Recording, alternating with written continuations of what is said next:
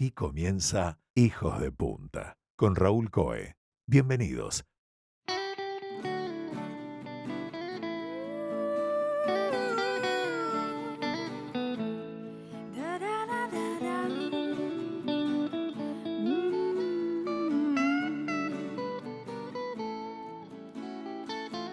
Desde hace 70 años, una fundación en la ciudad de Ámsterdam selecciona cada año más de 60.000 fotos de unos 4.000 fotógrafos de 130 países.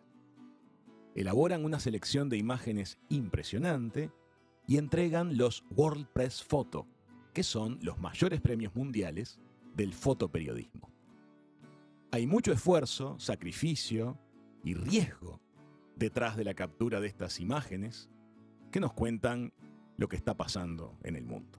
Hay 4 categorías en estos premios: fotos individuales, reportaje fotográfico, formato abierto y el premio a los proyectos de larga duración. Hola Alejandro. Hola Raúl, ¿cómo estás?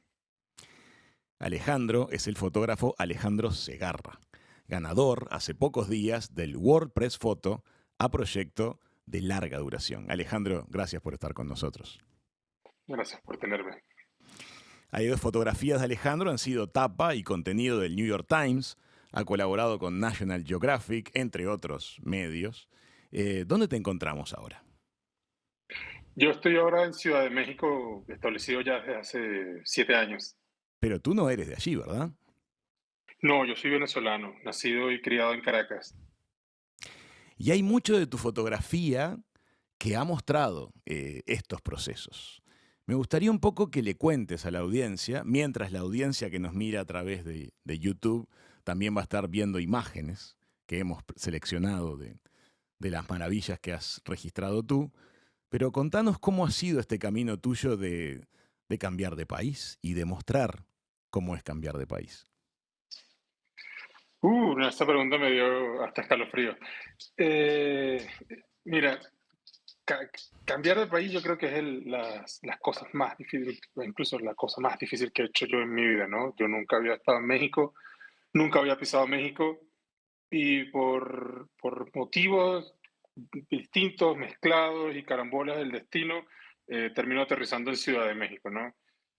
Y termino aterrizando en lo que pensaba que iba a ser un país muy latinoamericano, muy cercano, pero algo, o sea, terminó siendo algo alejado de la realidad, ¿no? Compartimos una historia común, compartimos un colonizador en común, como me gusta decirlo, pero culturalmente somos muy distintos, ¿no? Es muy distinto a lo que yo considero el caribeño venezolano al mexicano, ¿no?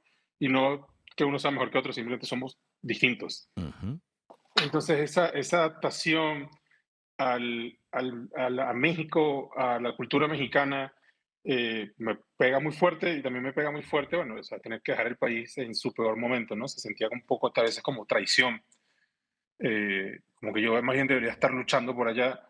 Y entonces a partir de eso nace mis proyectos de larga duración, ¿no? De hablar de migración, hablar de buscar un poco el alivio a ese dolor interno de haber dejado el país, buscarlo fotografiando personas que también estuviesen como compartiendo un poco esa necesidad y ese dolor.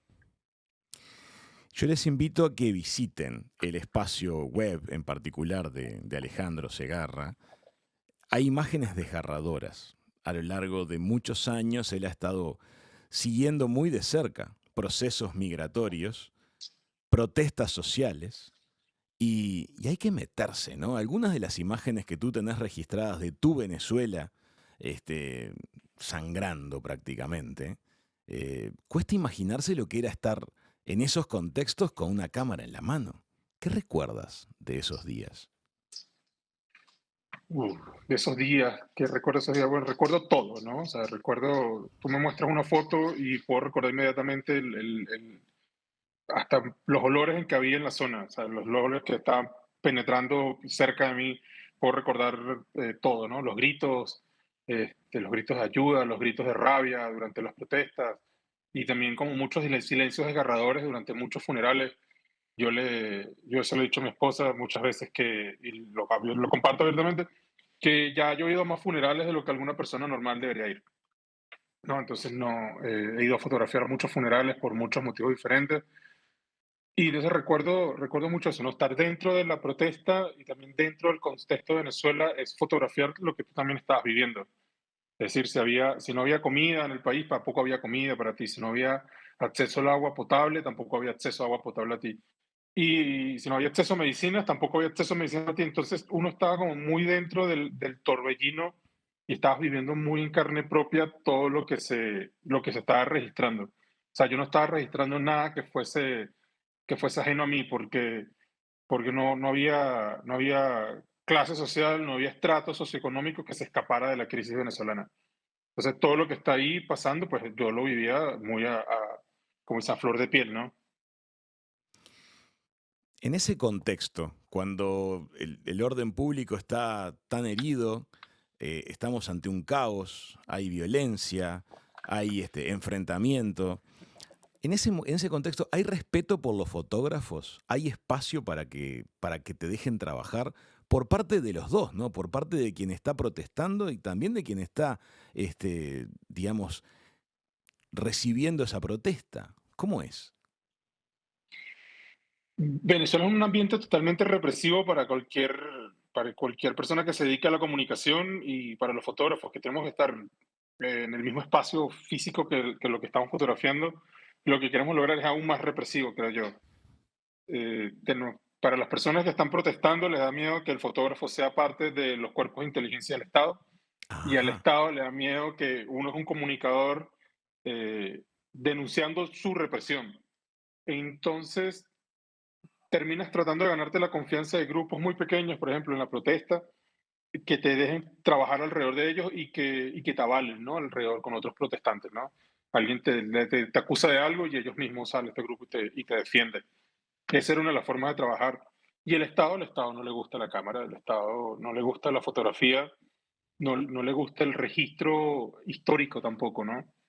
Que para mí es una de las razones principales de trabajar en Venezuela. Para mí era fotografiar lo que estaba sucediendo para que dentro de 30, 40 años, si alguien trataba de negarlo, lo que había pasado, pues pudiese mostrar mi trabajo y decir, no, esto pasó, esto ocurrió y está registrado en estas fotos, en este periodo de tiempo, que en aquel entonces fueron 6 años trabajando en Venezuela. Y hay colegas tuyos que han tenido horribles experiencias en Venezuela, ¿verdad?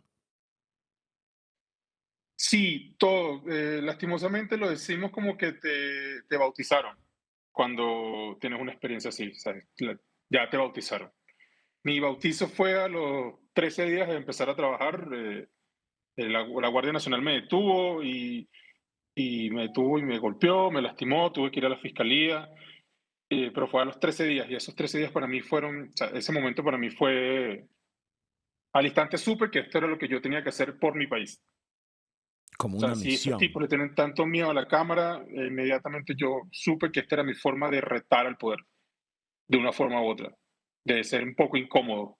Lo más incómodo que pudiera, eh, y también sí, ser incómodo. Yo quería ser incómodo, yo quería ser fastidioso, y yo quería retar el discurso oficial y quería dejar como ese registro histórico. Y compañeros, todos hemos pasado por eso, todos algunas veces nos ha seguido alguna persona sospechosa, algunas veces nos han detenido, algunas veces nos han disparado directamente a nosotros bombas lacrimógenas. Era, era como el pan de cada día, lastimosamente.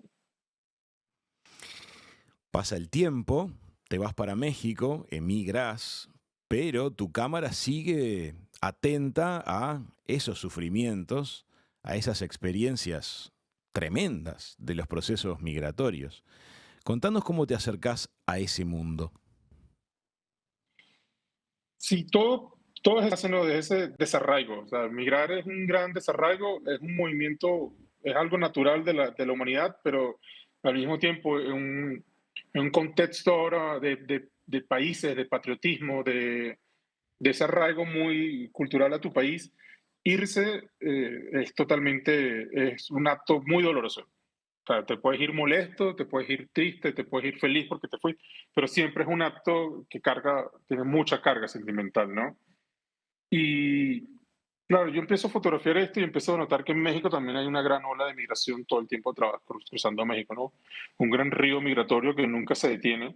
Y para mí eso fue, o sea, como tratar de entender un poco ese desarraigo mío a través de otras personas también, ¿no? Y con ese desarraigo encontrar como unos puentes de conexión que de otra forma no se, serían tal vez un poco más difícil de obtener, ¿no? O sea, como que desde adentro hacia afuera y desde afuera también hay como una retroalimentación. Entonces termina siendo hasta casi un proceso terapéutico, ¿no? ¿Sentís que a ti te ayudaba estar cerca de esta gente que estaba atravesando esas experiencias? Sí, totalmente, porque de cierta forma yo también estaba pasando por esas experiencias, ¿no? O sea, salvándola, hay muchas diferencias de cómo pude emigrar yo a cómo puede emigrar una persona que se monta en la bestia o tiene que caminar cientos de kilómetros, ¿Qué es la pero el bestia? motivo, Contémosle a la gente qué es la bestia. la bestia, la bestia. La bestia es un tren gigantesco, larguísimo, creo que puede ser hasta de 1 kilómetro de largo, con muchas locomotoras. Y cuando tú careces de medios económicos para pagarle a un coyote, a un traficante, a un contrabandista de personas, eh, para que te lleve a la frontera norte, esta es tu última opción. Te montas en ese tren de carga y te montas entre la carga a medida que la carga va hacia el norte, va hacia Estados Unidos, ¿no? Entonces es un tren muy peligroso, es un tren que hace paradas imprevistas, no tiene como un horario ni un calendario, y, y de ese tren, bueno, se alimenta el narco, se alimenta el crimen organizado, policías corruptos, hay denuncias de extorsión, de violaciones, de asesinatos, de robos. Y aparte está el riesgo físico de que el tren, al ser un tren de carga, no tiene consideraciones de velocidad y de frenado, y mucha gente se cae. Y cuando se caen, o pueden morir o pueden perder extremidades también, que ha pasado muchísimo. Es un tren que cruza México de sur a norte y termina en Ciudad Juárez, ¿verdad? Hay muchas rutas dentro de México de la Bestia, pero la ruta preferida ahorita es la que termina en Ciudad Juárez, sí. Porque es la más próxima a dar el brinco, como le dicen ellos, que es cruzar a Estados Unidos ilegalmente. Es que hay tres rutas. Hay una ruta que va en paralelo al Pacífico que le dicen la Ruta del Diablo, porque aparte de ser extremadamente peligrosa, es muy caliente, es la zona más caliente de México, puede llegar fácilmente a unos 45 grados en verano. Y está la ruta centro y está la ruta que es la ruta del Golfo. La ruta del Golfo es la más corta, pero también es muy peligrosa, entonces la gente prefiere la del centro, que a pesar de ser la más larga, es la más segura, entre comillas, y en Ciudad Juárez es un poquito más fácil cruzar la frontera que hacia Tijuana o hacia el otro lado. Es todo un tema de conveniencia, los migrantes siempre encuentran por dónde está la grieta, ¿no? Para empezar, para seguir. He visto algunas fotografías tuyas, siguiendo lo que ha sido la trayectoria de ese extraño, curioso tren.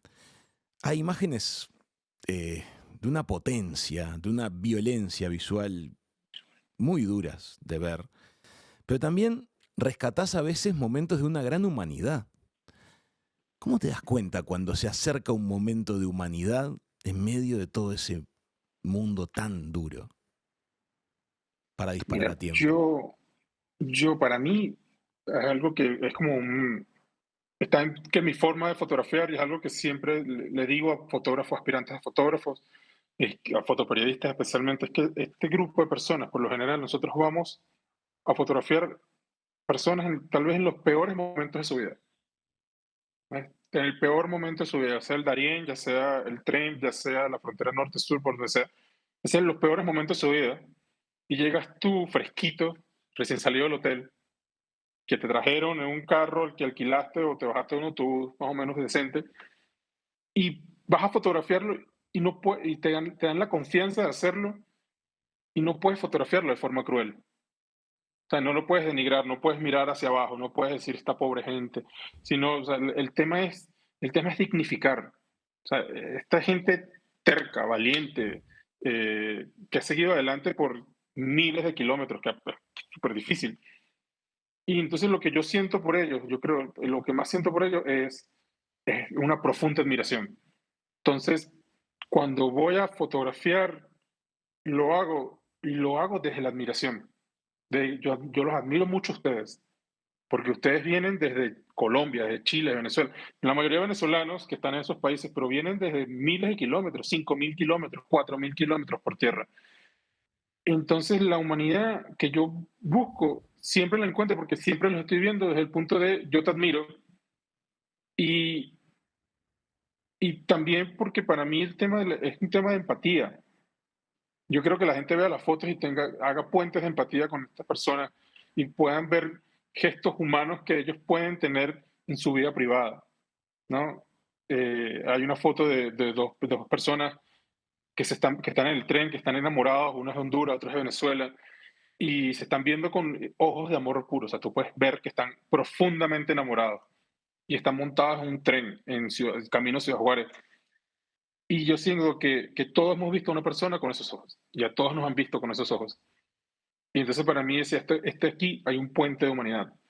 Y creo que se logra, pues, hablando mucho y estando ahí, estando presente, ¿no? Y ser quien es uno y ver si te aceptan o no te aceptan, no tratar de forzar la situación. Desplazas lástima con admiración.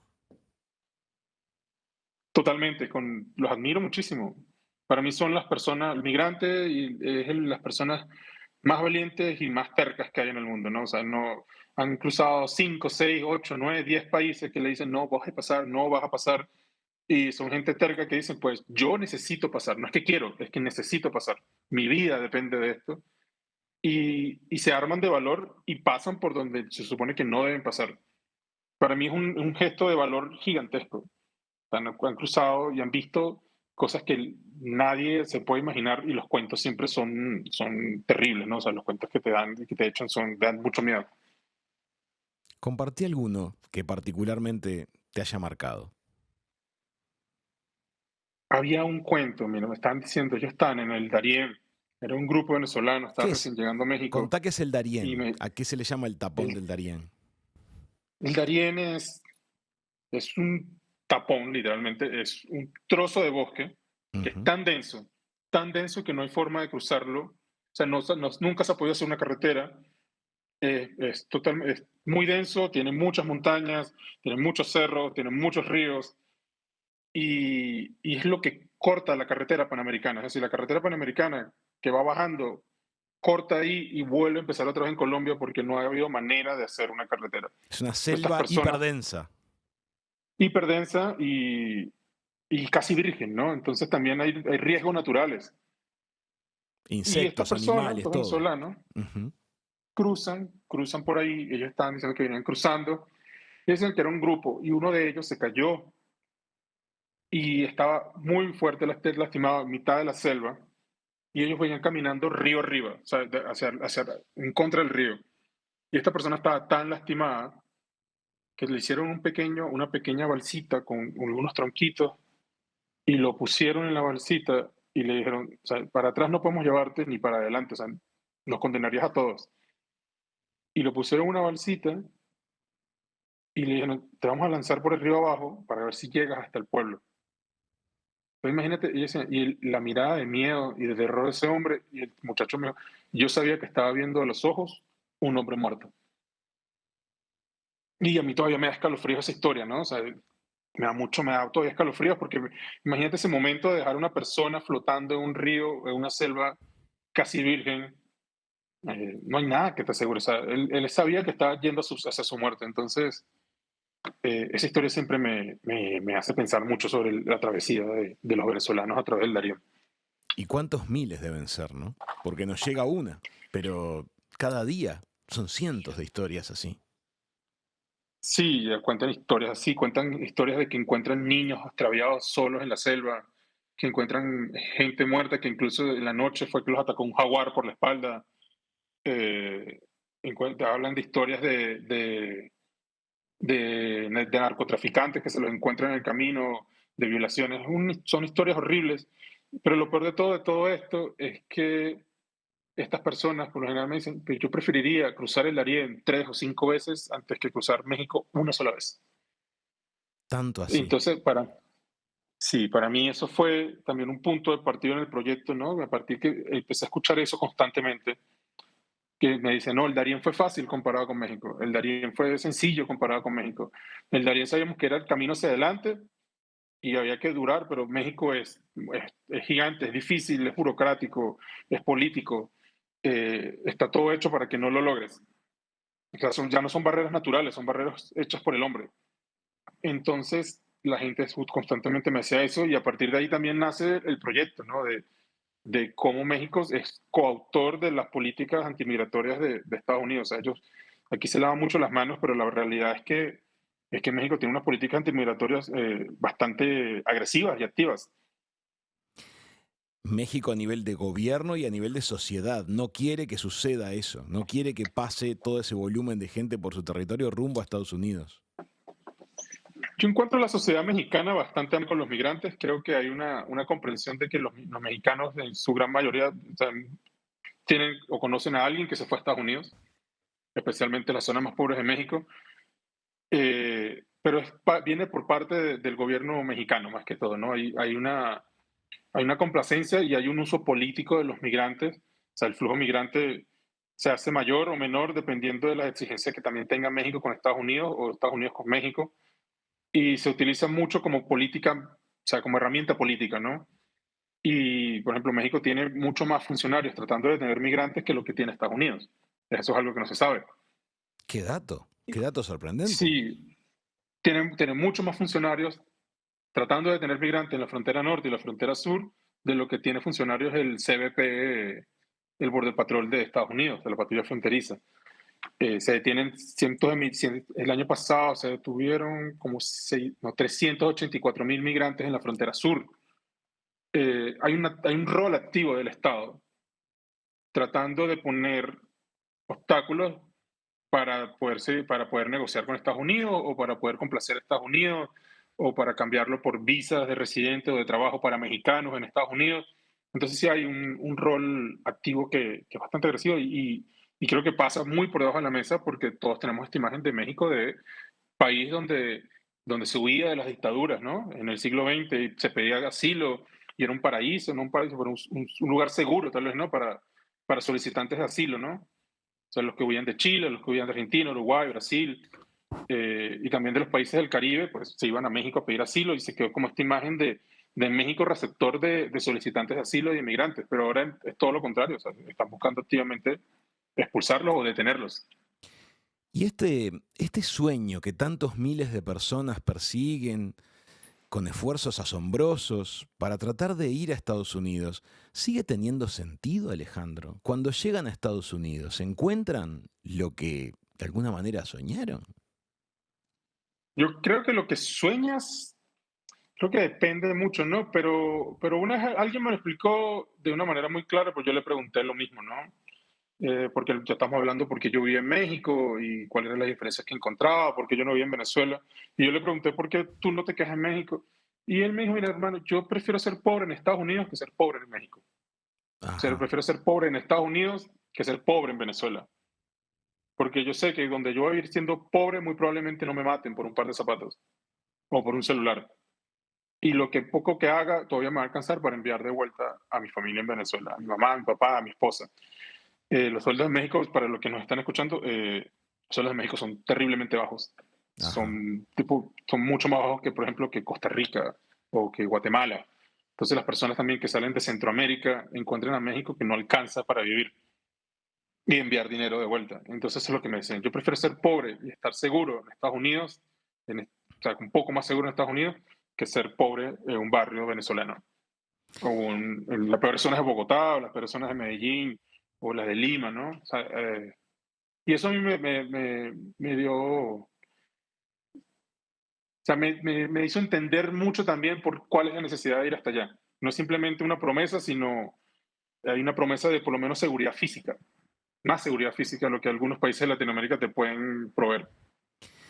Para llegar a estos registros tan válidos, tan maravillosos que lograste hacer, te tuviste que meter allí. ¿Lo hiciste? ¿Hiciste el viaje en la bestia? ¿Cómo es esa experiencia a nivel físico, a nivel emocional?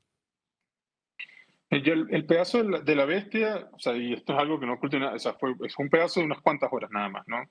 La bestia es un viaje muy peligroso y si te ven con una cámara en uno de esos intentos de extorsión o robo, México es muy peligroso para los periodistas. y fotógrafos. Y entonces hay puntos en que sabes que no te puedes montar. Entonces yo me monté en el último punto antes de Ciudad Juárez.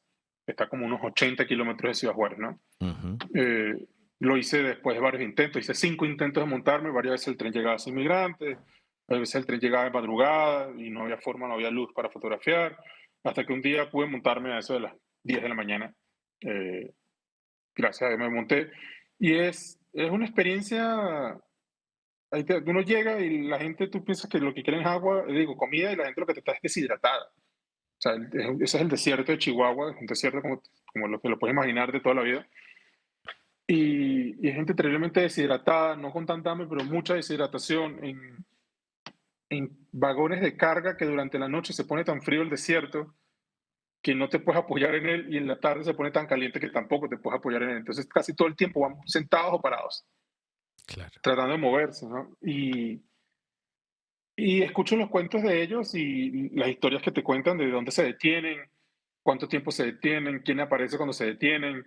A veces el maquinista se detiene confabulado con el narco, con la policía corrupta, con el Instituto Nacional de Migración, que también para pedir extorsiones. Entonces, o sea, cuando ya llegan a ese punto, ellos ya están totalmente drenados, agotados y les han quitado todo lo que tenían. O sea, vienen con la ropa que tienen puesta y no traen más nada consigo mismo. Entonces ese último trayecto también era cuando empiezan a ver la ciudad y empiezan a ver la frontera, se emociona muchísimo y hay como la gente se emociona, grita. En el caso de la otra foto que comenté, la gente se besa, los niños, o sea, juegan, o sea, hay un momentico como una chispita de vida ahí más allá del cansancio y del agotamiento. Y creo que eso fue lo que yo pude y lo que ellos me dejaron fotografiar, ¿no? Como ese momento de optimismo cuando por fin, después de 5.000, 6.000 kilómetros, ves la frontera de Estados Unidos, ¿no? Em, Sigan en Instagram Ale Segarra con la letra C, no con la letra S. También su espacio web para poder ver todas estas fotografías que él está describiendo, estos destellos de humanidad que le han dado a Alejandro uno de los premios más importantes del mundo de la fotografía. Que me imagino que para ti es una sensación de felicidad plena o es un poco agridulce. ¿Cómo lo vivís? Sí, todos los premios de fotoperiodismo son agridulces, ¿no? Porque siempre lo que te dije, ¿sabes? Uno está ahí en los peores días de estas personas y de muchas de estas personas, por nombre y apellido los conozco y todavía tengo su número de teléfono y sé quiénes lo lograron y quiénes no. La gran mayoría de ellos lo lograron, pero, pero sí, es agridulce, totalmente. O sea, es un gran reconocimiento, es el tipo de reconocimiento que tal vez se recibe una vez en la vida y uno se siente muy feliz, uno se siente muy orgulloso, ¿no? También, yo también muy orgulloso de haberlo logrado en Venezuela, el WordPress en Venezuela y ahora aquí en México. Y sentía que era como un poco como una medallita de lo lograste fuera de tu hogar, ¿no? Lo lograste en el extranjero. O sea, para mí tenía esa connotación. Pero a la vez es, bueno, o sea, todas estas personas están en momentos de total carencia del Estado, totalmente agotadas. eh, pero, o sea, yo si puedo, se lo dedico totalmente a ellos. O sea, se lo debo totalmente a ellos. Por dejarme caminar ese kilómetro con ellos, dejarme estar esas horas con ellos, porque ellos son como el alma y el corazón del proyecto. Alejandro, ahora vamos a cambiar un poquito de tema, porque no ha sido lo único que ha ocupado el lente de tu cámara, estos procesos migratorios. Hay algunas series de fotos que has desarrollado para National Geographic que también me imagino que deben haber sido muy especiales de retratar. Contanos un poquito la historia detrás de este oso panda que está en México.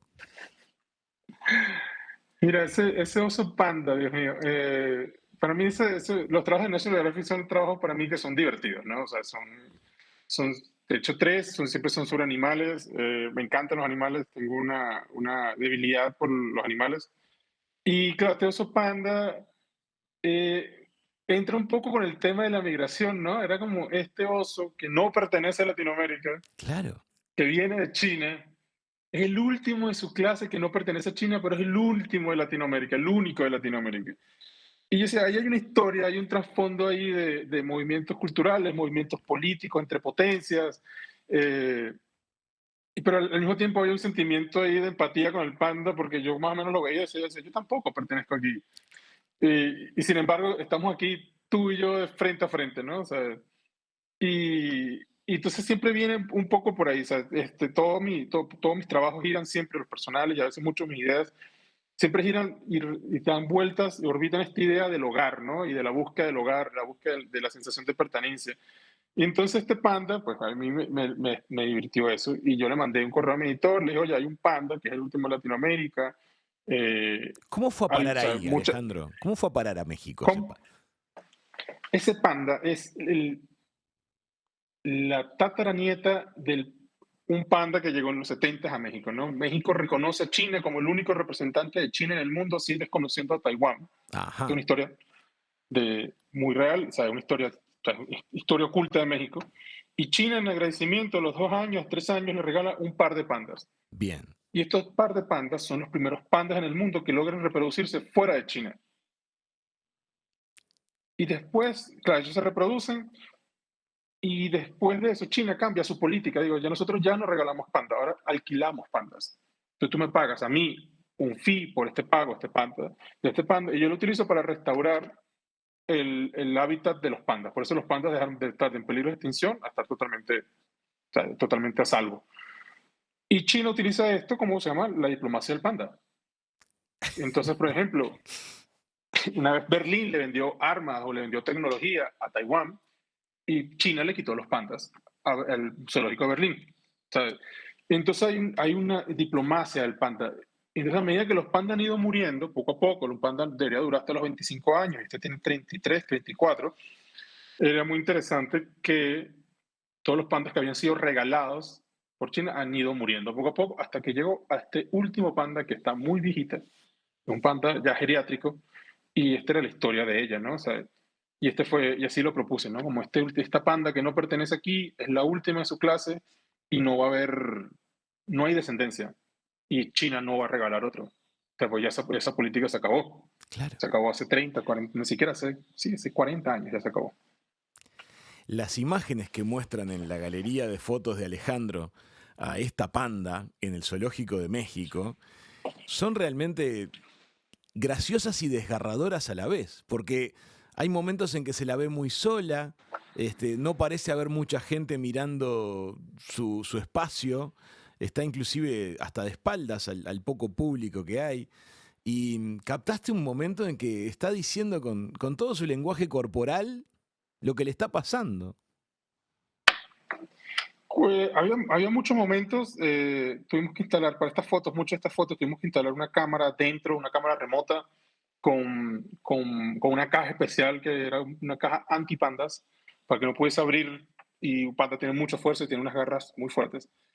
Y hay otras donde él simplemente está como dentro de la jaula, simplemente agarrando la jaula, tiene como casi que pulgares retráctiles muy parecidos y se puede agarrar de la jaula.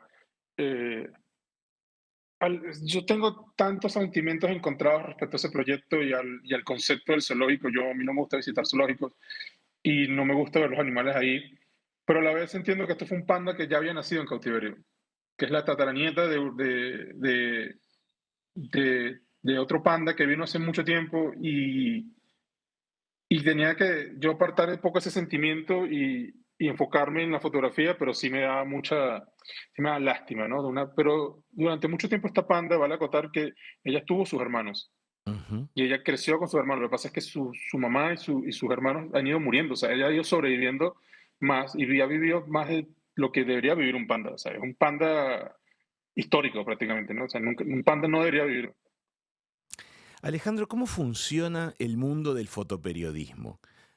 ¿Tú tenés que financiar los proyectos por tu cuenta o tenés la foto y se las vendés a los medios o los medios te encargan un proyecto y te lo financian? Contale un poquito a la audiencia cómo es el puertas adentro del fotoperiodismo profesional como lo haces tú. Mira, es un poco de las tres formas que dijiste, ¿no? O sea, si tú tienes un proyecto personal del que crees que puedes tener un ángulo único que no está muy aferrado al ciclo de noticias, puedes financiarlo tú, ¿no? El otro es, tú agarras y mandas una idea, es como la del panda, yo agarré y mandé 2 párrafos diciendo, esta es la historia, y así me empezó, esta es la historia de un solitario panda. Y lo narré así, como si fuese un cuento para niños, ¿no? Y mi editor le dijo, me encanta, vamos a hacerlo. O sea, me respondió rápido. Y Perdón, está lo perdón, otro que, Alejandro, te hago la lupa en ese sentido porque nos puede estar escuchando gente que tenga iniciativas de este tipo. ¿Tú le escribiste a National Geographic, a una dirección de correo genérica, o tenías algún contacto dentro? Contanos cómo fue esa etapita, esa etapa de la sí, cosa. mira, este era un editor que ya me había contactado porque quería que hiciera algo y yo no estaba disponible para hacerlo. Entonces ya tenía su correo electrónico y dije, cuando tengo una buena idea, se la mando. Ajá, Y ya le había mandado otra idea anterior sobre unas guacamayas en Venezuela, que son una especie invasora en Caracas, y la gente encontró alivio en la pandemia alimentando guacamayas azules y amarillas hermosísimas. Y entonces yo agarré esa otra historia también, le mandé la historia de, me mandé el correo, un correo general, pero le mandé específicamente a este editor, tengo esta historia sobre una especie invasora en Caracas que está haciendo estragos medioambientales, o sea, en otras especies de la ciudad, pero a la vez es el alivio para los habitantes de la ciudad. Imagínate una ciudad violenta, eh, totalmente desgastada, sin servicios básicos, tus hijos migraron, pero abres la ventana y tienes unas aves amazónicas gigantescas en tu balcón esperando que le des comida, ¿no? sí. Entonces la gente empezó a ponerle nombres de los hijos que habían migrado, por ejemplo. Que, Y encontraron como mucho alivio y mucho consuelo en esa relación de un animal salvaje con el humano. Y se lo vendí así y también, ¿sabes? Me dijo, vamos a hacerlo. ¿Cuándo puedes ir? Y me estoy montando en el avión a Caracas ahorita a visitar a mi mamá. Puedo hacer eso. Entonces, funciona así. Puedes mandarle un correo a tu editor y uno hace una relación con un editor. Y es casi una relación personal. Y puede ser tu amigo, puede ser que no, pero siempre tienes eso. Y también existen correos como genéricos para que tú mandes, pero esos correos siempre están un poquito más olvidados, ¿no? O sea, no los revisan tan seguido. Y la otra manera es que un encargo, un medio te llame y te diga, oye, tengo esta historia, pienso que tú podrías hacerla bien, ya tienes el perfil para hacer esta historia, quieres ir a hacerla, tienes la disponibilidad, cómo lo ves, qué ideas tienes, etcétera, etcétera. Entonces existen como esas tres modalidades para hacer fotoperiodismo, ¿no? Lo difícil es que te lleguen esas historias por sí solas, porque ideas uno tiene miles, pero uno manda una idea y tiene que ver si hay el presupuesto, si hay quien la escriba, si está dentro del ciclo de noticias, si es relevante para el ciclo de noticias, si es relevante para el público final de esta revista, dependiendo de donde sea. Entonces hay muchos más factores cuando uno propone a que cuando te llaman, porque cuando te llaman es que ya todo está en movimiento y tú eres prácticamente la última pieza, como, bueno, y aquí va Alejandro y te va a hacer las fotos a ti. y finalmente, sea el formato de contratación que se haya llevado adelante, uno termina entregando algunas imágenes y pasan a ser propiedad del medio o son siempre, por siempre, fotos tuyas. Depende mucho del medio. Hay medios en que te hacen firmar un contrato, como un acuerdo de freelance de que dice que las fotos le pertenecen a ellos, sí o sí, por siempre y para siempre. Hay otros medios que te dicen que los derechos son compartidos, pero que por favor esperes cierta cantidad de tiempo para poder vender la foto, porque al fin y al cabo son ellos los que están financiando el proyecto, ¿no? Hay periodos de espera de un año, hay periodos de espera de 6 meses, periodos de espera de 90 días, de una semana, dependiendo del medio y también lo que es, ¿no? Si es un periódico, por lo menos en general es una semana, ¿no? Ya la semana esas fotos perdieron relevancia noticiosa. Pero si es National Geographic, te dicen un año, no puedes venderlas durante un año. Ujú. ¿Eh? Qué interesante. Entonces, eso también quita el valor, esa parte de la reventa, ¿no? Pero tú mantienes los derechos. Si lo quieres vender, si lo quieres imprimir y venderlas por tu parte, bien, pero no puedes hacerlo otro medio por un año.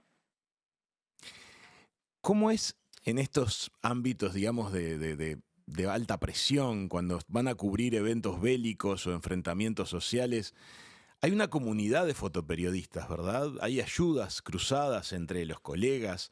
Contanos alguna historia acerca de ese tipo de colaboraciones entre los que están poniendo hombro con hombro en estas situaciones. Y en Venezuela éramos pocos, éramos tal vez unos 15 fotógrafos, 14 fotógrafos para todo un país, ¿no? Obviamente había más, pero los que estábamos siendo contratados para estar para medios extranjeros éramos poquitos, muy poquitos. Y, y yo me acuerdo, o sea, siempre había como un compañerismo y una cercanía. Después de los días esos de protesta, siempre había una cervecita para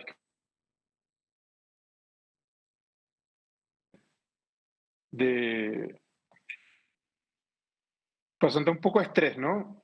Y yo me acuerdo más de una vez por ejemplo, si alguien se caía, se doblaba un tobillo o era impactado por una bomba lacrimógena que te la disparaban directamente al pecho y obviamente pierdes el aire. Siempre había un compañero que te agarraba por el chaleco antibalas y te sacaba, ¿no? O sea, siempre te volteabas y podías reconocerlo por el tipo de máscara de gas que usaba. Ajá. O sea, muchas veces eso pasaba que él se te acercaba y que, hola, ¿cómo estás? Y tú dices, ¿quién eres? Dice, no, el de la máscara con los dos filtros, el que tiene el filtro de derecha y el de la izquierda, la que es de goma y no de plástico. Ah, ya. Se identificaban Habían ese por tipo de las historias, máscaras. ¿no? Y en México también hay una comunidad de fotógrafos. Están mucho más organizados, hay muchísimos más fotógrafos, lo que yo alguna vez pensé que iba a haber en Venezuela o en México. Eh, y si hay como un apoyo, ¿no? O sea, si hay como una solidaridad, hay más competición, porque son los mismos clientes, pero hay muchos más fotógrafos persiguiéndolos, pero también hay mucha solidaridad entre los fotógrafos y en pasar contactos y en ayudar y en estar de ahí uno para el otro si algo ocurre, ¿no? ¿Qué es lo peor cuando estás en el conflicto? Los gases lacrimógenos, los impactos de balas de goma. ¿Qué es a lo que más se teme? No, bueno, yo hice muchos patrullajes con la policía, con varias unidades especiales de la policía y, y lo que me daba miedo era eso, era una emboscada por detrás o de un ángulo que yo estuviese viendo, que me confundieran con un policía también. Ese era el tipo de cosas que a mí me daba miedo de esos patrullajes nocturnos con la policía. Y yo muchas veces estaba pendiente y le avisaba a los policías, tipo, si alguien venía por detrás, si alguien venía por un lado, porque al fin y al cabo ellos son los que pueden repeler un ataque. Yo con mi cámara o sea, voy a fotografiar la última foto. Si en este caso iba a ser mi última foto, menos mal que nunca pasó. Y en las protestas, lo que da mucho miedo es que se habla de la bomba lacrimógena, pero la bomba lacrimógena, el peso es muy denso, es muy pequeña y viaja a una velocidad, si te la disparan así en directo recto, que yo vi como partía brazos, piernas, o sea, pero Wow. y mucha gente salió herida, una persona incluso llegó a morir porque le dio una en el pecho, en el corazón, no tenía chaleco antibalas, y esta persona le dio una arritmia y murió. O sea, le dio un infarto y murió. O sea, un muchacho de 21 años. Y por eso era que usábamos chaleco antibalas, no porque pensáramos que iba a llegar un loco disparándonos, que podía ser, sino que sabíamos que si una bomba lacrimógena nos daba en el momento incorrecto en el pecho, nos iba a parar el corazón en seco. O si nos daba en la cabeza, pues nos iba a reventar la cabeza literalmente, nos iba a fracturar el cráneo. Entonces esa era la mayor parte de los miedos. Y el otro miedo era ser detenido por la Guardia Nacional, porque son famosos por no seguir el debido proceso y obviamente para ellos la prensa es el enemigo y si pueden y te encuentran solo y como hicimos en Venezuela mal parado, era muy probable que fuese a recibir abuso por parte de ellos o una detención. Entonces creo que eso eran como los mayores miedos, ¿no? Alejandro, muchas gracias por este rato con nosotros y por tantos años de coraje, por registrar los momentos más difíciles de tanta gente. Queremos creer que fueron los peores y que ahora muchos de ellos puedan estar mejor. Sí, esperemos que sí. Amigas, amigos, fotoperiodista Alejandro Segarra acaba de ganar el World Press Photo 2024 y ha pasado por la mesa de Hijos de Punta.